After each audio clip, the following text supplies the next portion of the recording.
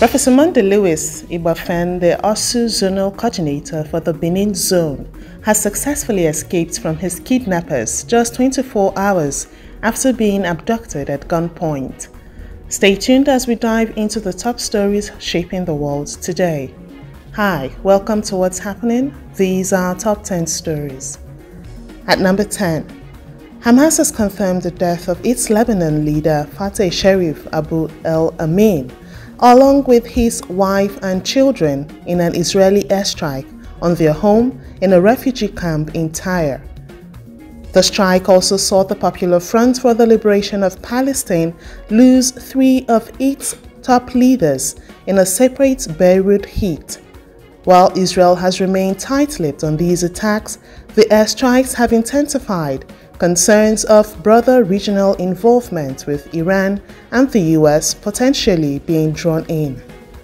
At number 9, Nigerian striker Victor Osimhen is making headlines again, with reports revealing a €90 million release clause for a permanent move during the January transfer window. Currently on loan at Galatasaray, the prolific forward had previously drawn interest from big names like Chelsea and PSG, but talks fizzled out in the summer. While Juventus is eyeing a potential move, Galatasaray's vice president insists Osimhen is staying put for now. At number 8, the import bill for used vehicles in Nigeria, popularly known as Tokumbo, plummeted by a staggering 83% in the first half of 2024, dropping to 138.62 billion naira from 819.15 billion naira in 2023. This sharp decline, revealed by the National Bureau of Statistics, comes amid Nigeria's severe foreign exchange crisis and a weaker naira. Despite the Nigeria Customs Service lifting a 25% penalty on illegal vehicle imports, the cost of bringing in used cars from the US and elsewhere remains sky high.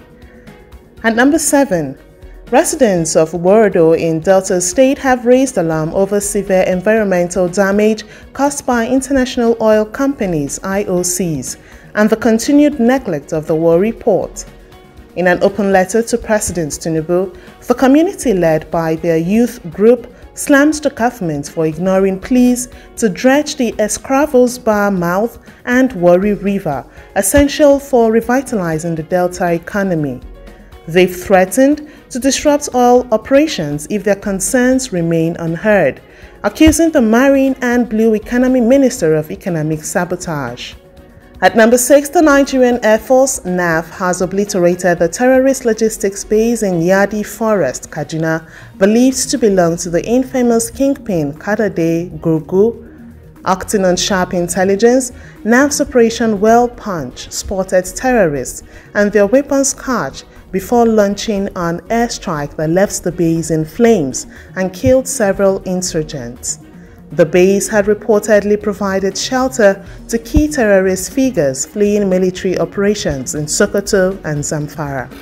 At number 5, a gas explosion rocked the house of journalist Abdul Karim Haruna during preparations for a newborn's naming ceremony, leaving 2 injured and the infant in a coma. The blast, reportedly caused by a faulty gas cylinder, tore through the kitchen, shaking the entire neighborhood. Family members and neighbors are rallying around Haruna, hoping for the swift recovery of the victims. This heartbreaking incident is a grim reminder of the dangers posed by faulty gas appliances. At number 4, President Bola Tinubu has officially sworn in Kudirat Kekerekun as Nigeria's Chief Justice, making her the 23rd CJN and only the second woman to hold the position. The ceremony, held at the Aso Rock Villa, follows her recent confirmation by the Senate. During her confirmation hearing, Kekerekun pledged to digitize the courts and implement virtual hearings to streamline the judicial process and tackle case delays, particularly in criminal matters. At number 3, a PDP councillorship candidate, Raymond Timothy Adai, and his brother James were killed while returning from a campaign in Kaduna State on Sunday evening, 29 September 2024.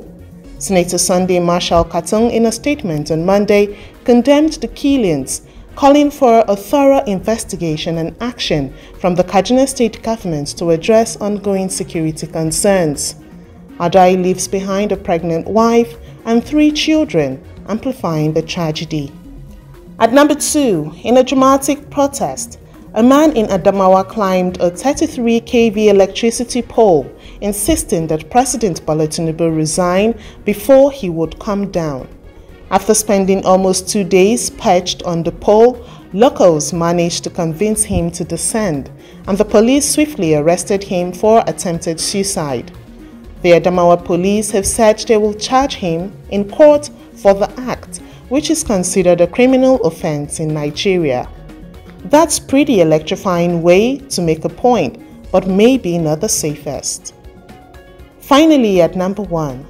In a daring twist, Professor Monday Lewis Ibafen, the ASU Zonal Coordinator for Benin Zone, managed to escape from his kidnappers just 24 hours after being abducted at gunpoint. The professor was snatched while driving home in Ebuma on Saturday night and taken to a forest in Esan Southeast.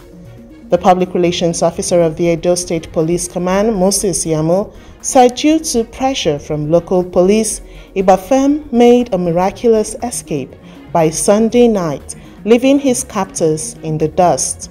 He added that they are on the trail of the suspects to ensure they are brought to book. That's all for today. See you next time on What's Happening.